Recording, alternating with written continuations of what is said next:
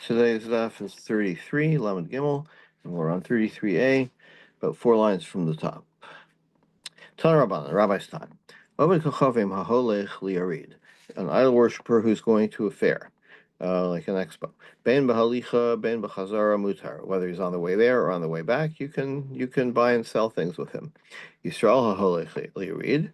If a Jew is going to a fair, obviously an idolatrous fair, Bahalicha mutar. When he's going there, you can buy and sell from him because he has nothing. He hasn't gotten to the fair yet, so you don't have to be suspicious of his merchandise. But when he's coming back, you can't. When he's leaving the fair. Now, why can you trade with the Ovid Kochavim who's coming back but not with the Jew? To Amrei Avos Kochavim Zavim, because we're obviously we're assuming that um, he sold an idol, and the money that he made from it is what he has. He has the money that he has is contaminated by idol worship. But in that case, like the money that the Ovid Kochavim has, why don't we assume that that's from money that he made at the fair? Um, we should say the same thing. Ella Ovid Kochavim, Amrinan Galima Zabin Chamra Zabin. We assume, what was he selling? A coat or a donkey? Yisrael Name. So therefore, it's not that he was selling an idol. It was legitimate trade, right? He sold his donkey at the fair. It has nothing to do with idol worship. He got money for it. So that's fine. So then we should assume the same thing about the Jew, Yisrael Name, Nema Emur Glima Zabin Chamra Zabin. Let's assume that he was innocent, that he didn't sell an idol. Our answer is what's the difference between the Jew and the non-Jew in this case? So our answer is Isa the Havale, Hacha Hava Masmile. Like he had to pass your town to get to the fair, right? So if he was selling something legit, like a donkey, then why do you have to go all the way to the fair? He would have sold it to you, in your town or somewhere along the way. Why do you have to go all the way to the fair for? Must be that he went to the fair because he was selling something else, something illegal. Um, so and the Jew, wouldn't. Why don't you say the same thing about the Ovid Kochavim? Because the Ovid Kochavim naturally is going to go to the Ovid Kochavim fair. The Jew we assume, if he's selling something legit, what does he need to go to the Ovid Kochavim fair for? He'd sell it along the way. Okay, V'haboin mutarim. We said that people coming back, you can trade with them. That was in the Mishnah. If coming back from some kind of a pilgrimage to Avodah Zarah, Amar Shimon Lakish L'Shanu El Shein Kishurin Zebazeh. That's only if it's not like a group tour to the pilgrimage. Kishurin Zebazeh Asurin. But if it's a group, then you can't trade with them. Ema Dato Laksar, because maybe his intention is to return and do more idol worship. Um, 1 second. So if the tour group has already broken up, then you're on your way home. But if they're still traveling together on the tour bus, you can assume they're on a day outing and they're going back to the Avodah Zarah, or they're going back to the fair. So, sorry, not the fair, to the pilgrimage, and so you can't trade with them because they may be going back there. Notice of the Kochavim V'Kankaneim. The Mishnah had said that if the idol worshippers, they have flasks with them or jugs in which contained the wine of a Jew. So Meir says you can't use the wine from there anymore, and the Chachamim said that you can. You can't drink it, but you can still get hana from it. Tana Rabbanan.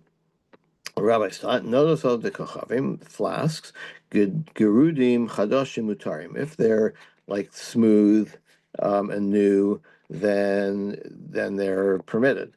The wine in them is permitted. Yishanim umizupafin asurim. But if they're old or they're like lined with some kind of waterproofing, then they are forbidden.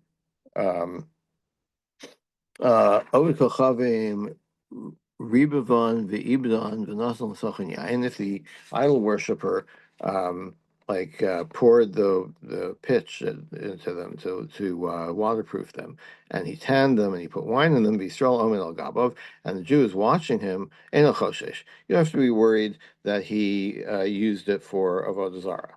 Um, so. Um, so what's going on here is that the Ovid Kochavim finished the operation, finished the preparation of this flask by filling it with wine. And if a Jew is watching him, then it's okay. He wasn't using it for some kind of libation. So just because he's putting wine into it, so what do you care? Why should somebody watching him be good enough? Just by him pouring the wine, that makes it yayin nasa.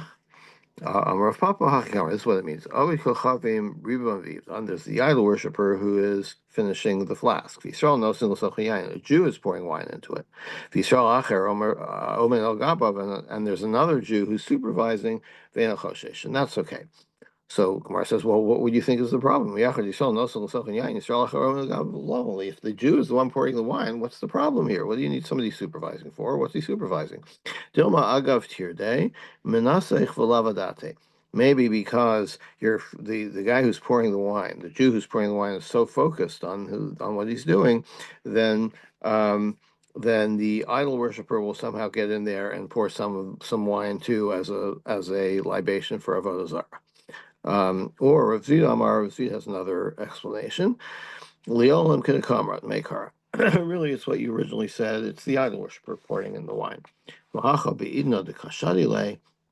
When he's doing so, Nasa Kazarik Mayim Latid. It's like throwing water into clay. In other words, you can see that he's doing it as a professional and not as a worshiper. Okay.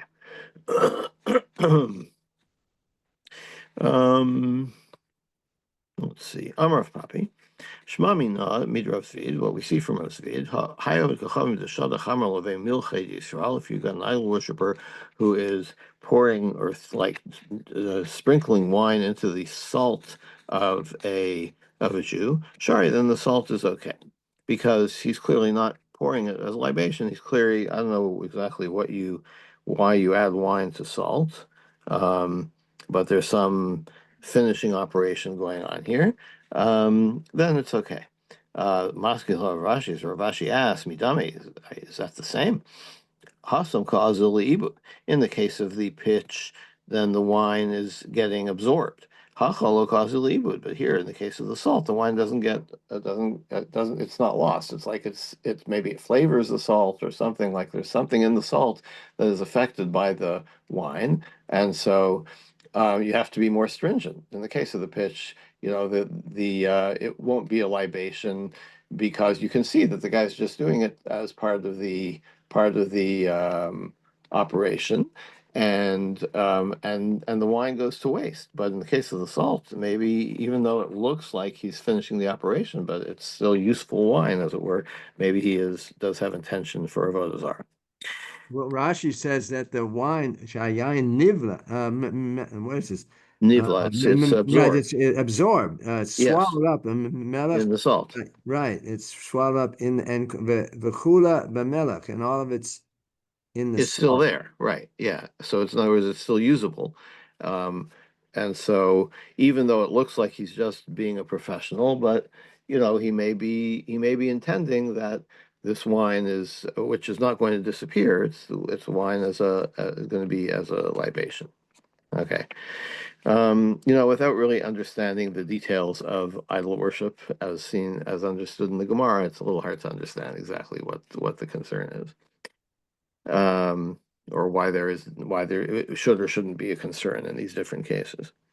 Barade Taya. Couldn't you interpret it that if the wine, as Rashi said, I'm thinking an alternative interpretation. Rashi's saying that perhaps since the wine is totally absorbed in the salt is the ikar and not the wine, and maybe then you could use the salt. Um, what you're getting that from Rashi? Is that it's not, it would not be Avodah Zarah, just that the salt is, but you wouldn't even think of like of coloring, I don't know, coloring, wine, a salt with apple juice. I mean, salt, using it as salt, but not using it as the juice because it's Hmm. totally absorbed. I don't know. It's an alternative thought, maybe. Okay. I don't know. I mean, Yeah. Baradi Taya, Baradi the Arab, Anas Hanhu Ziked Merav Yitzchak Bar Yosef. He stole some flasks from Rav Yitzchak. Ramabuhu Chamra Vahadrinhu Niele, and then he put his yayin nesach in it. Then he whatever as transportation or something. When he was finished, when he finished drinking the wine, or he got barrels to pour the wine into, whatever. When he was finished with the flask, then he gave them back. He didn't need them anymore. Asa Shah Midrasha. So Rav Yitzchak wanted to know, can you use the flask? Amalei Rabbi Yirmiyah, Kach Hora Rabbi Yami Halacha L'Maisa. Rabbi Yami had a case like this, and this is what he said. Mimalon mayim shloshi yamin umiyarin. Soak it or fill it with water for 3 days. Pour out the water, but rinse it out basically, and you don't have to worry about the wine being absorbed into the flask. V'yamar Rava, and Rava said, "Sorry, chla'aran me'es leis." It's not just soak it for 3 days. It's like every day, soak it for a day, pour it out, fill it again for three, and pour it out again. Do that for 3 days. Savar mina hanimili didon. So they understood what's the case here. What are we talking about? It had originally belonged to Rav Yitzchak. It belonged to a Jew, and the idol worshiper puts his non-kosher wine in it. Avoditu low, but if it's the idol worshiper's vessel itself, if it's his flask, then that's not going to work, right? Because he asked the case specifically if it was my flask and he forced, he forced me to give it to him and pour his wine in. But if it's his flask, maybe, because that was the case that was inquired about, it implies that if it was the idol worshiper's flask, that doesn't even work to soak it. Kias Ravin Shimon ben Lakish. Ravin said that no, it doesn't matter. Like this would happen to be the case that it was the Jew's flask, but even if it's the idol worshiper's flask, that method still works.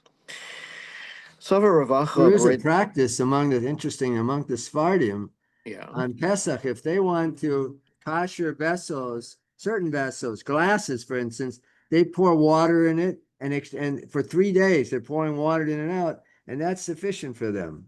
right, I right. wonder if Savar it Ravacha, comes from here. I don't know. maybe. Savar Ravacha Bered de Rava Kame de Ravashi Lameim. Our Ravacha wanted to say, Hane Mile Nodas. This is, we're talking about flasks, leather flasks, al kankanim, but jugs made of clay doesn't work. Armale Ravashi Loshna Nodos Loshna Kankanim. No, just the case was told about a flask, but really this is effective for clay vessels as well. Tana Rabbanan. Kankanim shel Ovda Kochavim. Now, jugs, clay jugs of idol worshippers. Chadashim Gerudim Mutarim. If they're new and smooth, in other words, they're like we said before, they're unlined. Then they don't become contaminated, as it were, by the yayin nesach. Yeshanim zupafin nasrim. But if it's old or it's waterproofed, then no good. Ovid Kachavim Noson Sochan Yain. If the Ovid Kachavim puts wine in them, Yisrael Noson Sochan Mayim. So how do you fix it? You put water into it. Again, the same thing. 3 days, 3 times, 3 days of soaking and pouring out. Ovid Kachavim Noson Sochan Yain. Yisrael Noson Sochan Tzir or Murias. Or you can put in brine or this kind of acidic fish stock of some kind. Don't worry about it. Um, uh, in other words, this is like stronger and somehow eliminates the contamination of the wine. So they asked about this. Does that mean that brine is a suitable is like ab initio? Is that a lechatchila thing? Like you can use that method, or it's like if you did that, you should have done the water treatment, but instead you did the brine treatment. Then fine, then it's okay. Tashma, let's approve. Titania Zvid Bar Oshia. Rav Zvid said, "Halakecha kanim min ha'ovid kochavim." If you buy jugs from an ovid kochavim, chadashim nosel sochan yayin, yishanim nosel sochan sira muyas lechatchila. Here he says specifically, if it's new, then you don't have to worry about it. You can put your wine directly in. If it's not, then you can easily accomplish that by using brine, and it doesn't even mention water. So. It says specifically that it's not a b'diavad. Bami Rabbi Yehuda Nasi Rabbi Yami. Rabbi Yehuda Nasi asked, "Hachaziron l'chiv shan ha'esh v'nislabnu ma'u." What if you put them back in the kiln, um, and reheat them? Does that like purge the contamination? Amalei tzir soref. If brine does the job, ur lo like you're thinking that the brine is so strong it's going to eliminate the wine. So certainly, if you put it back in the kiln, that's much stronger. Idmar name. We have a support for this. Amar Rabbi Yochanan. If you're in law, Amar Ravasi, Amar Rabbi Yochanan. Sometimes Ravasi Kankanim shel Ovdei Kochavim shechzir l'kiv shanaish. If you put them back in the kiln, kevan shanashra ziftan mehen. Once it gets so hot that the pitch inside the lining dissolves, mutarin. Then the jug is like brand new, and we don't have to worry about wine having been absorbed in it. It's burned out. Amar Ravashi, lo tema ad denatra. Don't you don't even have to say until the lining like completely melts off. Elafilu refine even if it just deteriorates. Afagav lo even if it didn't completely come off, that's good enough to burn out the wine contamination. Kinsa, what about by putting like you don't put it in the kiln, but you put hot like coals in it? Inside it. Pliga bar avach of Ravina. We have a machlokas. Chala asar v'chashari. One of these two permitted it, and one said it's still forbidden. Hilchsakamadi asar, and actually it is still forbidden. So that's not good enough. Um, like to kosher them, as it were, from inside is not hot enough, I guess. They asked, what about using beer? Rav Nachman, Rav Yehuda Asrei, Rav Ashari. So we have machlokas. Ravina Sharale Rav Chia Bered Rav Yitzchak. Ravina allowed Rav Chia Lemirma Beishichra to use beer to kosher it. Azal Rama Bechamra. So he put wine in. He thought he was putting in beer, but he put in wine by mistake. So he wasn't concerned about it. In other words, if beer works, wine works also. Of course, you have to pour out that wine, but then you can use it again for fresh wine. Amar. A cry Balmahi. One second. Oh, no. I'm sorry. No, the wine doesn't work. Wine isn't strong like beer, apparently. It doesn't do the trick.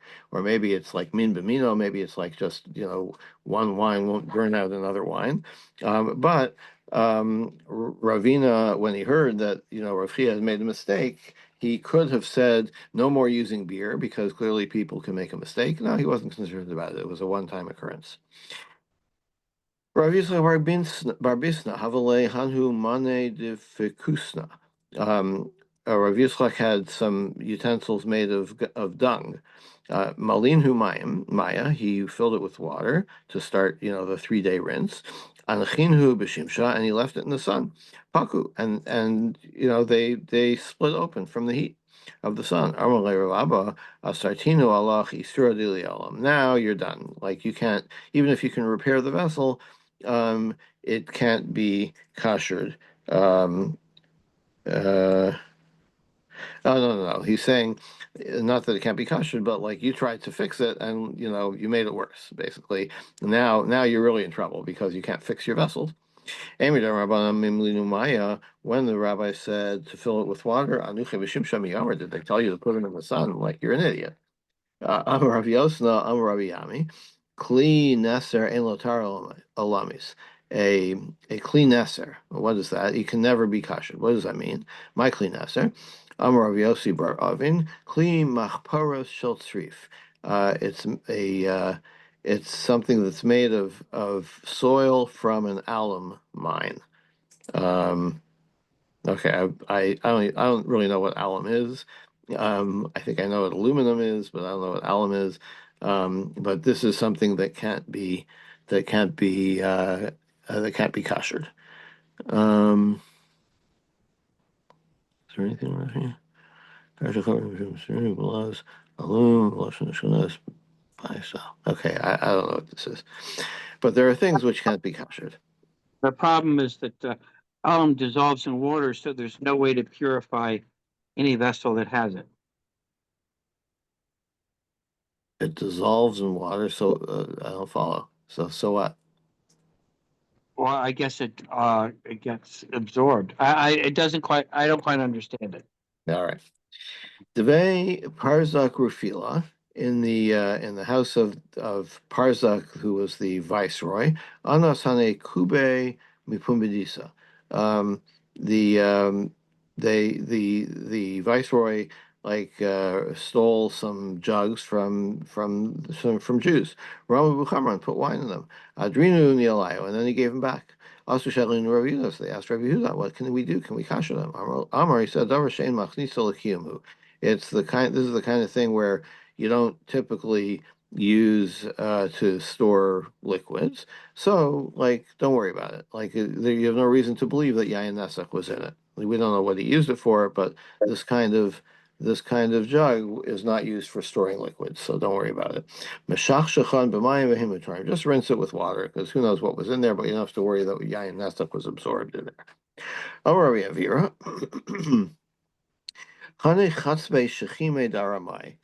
These red pitchers that the Arameans used, because they don't absorb. You can just rinse them out with water. You don't have to be worried that the wine got absorbed into the jug itself. Just rinse out anything on the surface. Amar Pape, Hani Pasvasa Deve Michse. These clay utensils from Bei Michse came with Lobali Tuva because they don't absorb things. They're very the clay made there is very hard. Meshach shechan b'mayim mutar. Just rinse it for whatever's on the surface, and then you can use it. Nothing gets absorbed. Kase.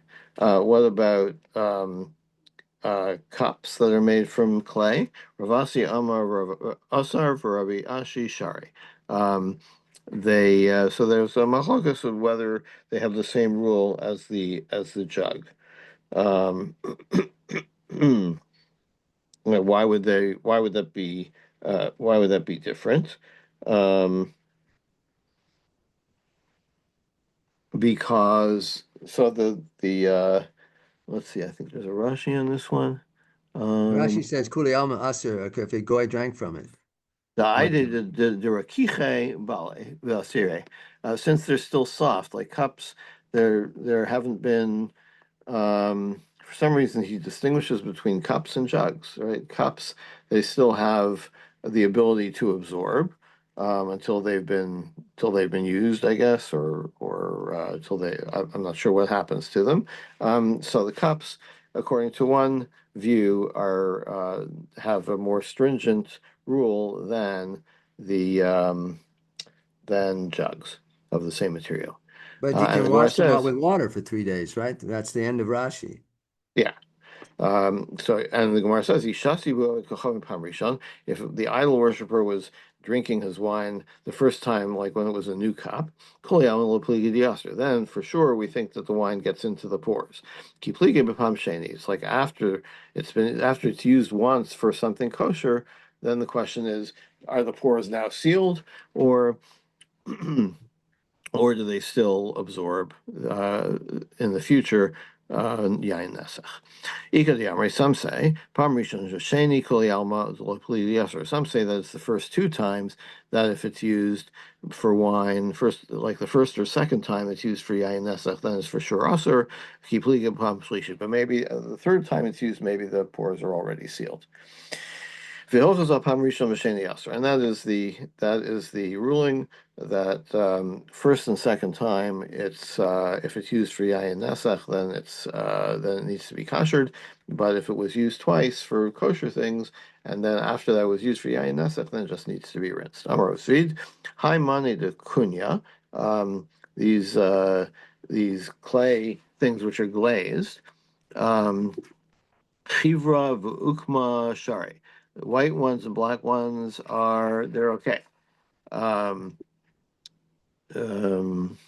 sorry, these Yeroka Usr, Mishum Demisrif. But if it's green, then that means why is it green? Because it's mixed with something that makes it that makes it a different composition and has different rules, and more porous. Then it's Usr. Then you have to kasher it. V'yisbei kartufni, but if they have cracks, kulo asiri. Then of course it's Usr, right? Because then the liquid, the wine gets absorbed in the cracks. Darish Moramer, Kunya. Um, these are again the glazed vessels. Bein ukma, bein chivra, bein yeroka. It doesn't matter what color it is, black, green, or white. Shari, they're fine. They don't absorb. My shlomechamis Pesach. So the Gemara says, what about Pesach? Debomi Moramer. They asked Moramer, Haimani de Kunya, glazed vessels on Pesach that were used for chametz. Malish shemishu Pesach, and use them on Pesach. And Yerogel Tibailach. About the green vessels, then Dimitzarfe Ubale Vasire. They definitely absorb because why are they green? Because they have alum in them, and so they can't be kosher. The glazing is not sufficient. What he's asking about is white and black ones. So the answer is, and also ki isbu kartufne, and if they have cracks, loti bailach. We're not asking about that. Devade bali vasire, because for their cracks, it certainly absorbs the chametz. Ki bailach deshie. If they're smooth, not cracked, and Amar, and he said, Merimer said, Anachavinu luhu de midaise. You can observe that they sweat, right? So if they're sweating, where's the liquid coming from? Where's the sweat, as it were, coming from? From inside. So clearly it absorbs and also spits it out. Therefore, Aser. So on Pesach, he said it's Aser. My Tama, Chatorah Heidal Kli Cheres. The Torah told us about the Kli Cheres, Sheni Yotzim Yideidos No Li'olam, that the what it absorbs can never be extracted. So Maishna Miyayin Nesach. So why is the difference between Pesach and Yayin Nesach? Darish Limim on Yayin Nesach, Reimer said Kulamani de Kunya Shari. He said, doesn't matter what color they are, black, green, or white. He said they're all permitted.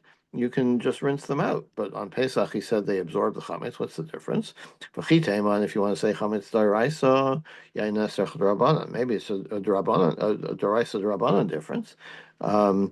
So v'ha called the takan rabbanan came daraisa takan. But if the rabbis indeed made that kind of rule, then they would have fashioned the rule in the same manner as the Torah. So they would have said, like, they wouldn't have made a different rule about the Yayin Nesach case for the same jugs than they would for Pesach, for Chametz and Pesach. So the Gemara answers, no, the difference is Zeh Tashmisha B'Chamin. On Chametz, we're talking about hot material, so that does get absorbed. Zeh Tashmisha B'Tzanan, but Yayin Nesach is cold, so it's not as easy to get absorbed, and that's why Meremar could say that there's a difference. Chametz on Pesach, it's more stringent, and and the Yayin Nesach, though, we can say if it's black or white, then it's resistant enough to absorbing that we can just rinse that. Okay, we'll stop here for today and pick it up With tomorrow. earthenware vessels, wouldn't that be true all year round? I'm sorry? With clay cheres, Yeah. wouldn't that be true all year round regarding absorption? Yeah, that's what we're saying. Like the Yayin Nesach is your all year. That's what all year round. So Moramer is saying if it's used for cold things, then it doesn't absorb. But if it's used for hot things, then it could absorb. But that's the chametz b'Pesach. But for earthenware, for kli cheres, wouldn't that be true that hot substances would be usher all year round because they would be absorbed? Well, Not we're just- not talking about earthenware. Here we're talking about these particular types. What is it called? the kunya. Yeah, But it did mention that is glazed earthenware, right? it is clay cheres. Yeah, but it's glazed, so that it has more protection against absorbing. Except hot substances. Right. Well, that's the distinction that Moremar is making. Yeah. Correct. So wouldn't that apply to hot substances all year round, not just Yeah. from Presumably, siesta? you're right. Yeah. That's the point. Yeah. Okay. We'll pick it up here tomorrow. Thank you, everybody. Have a good day.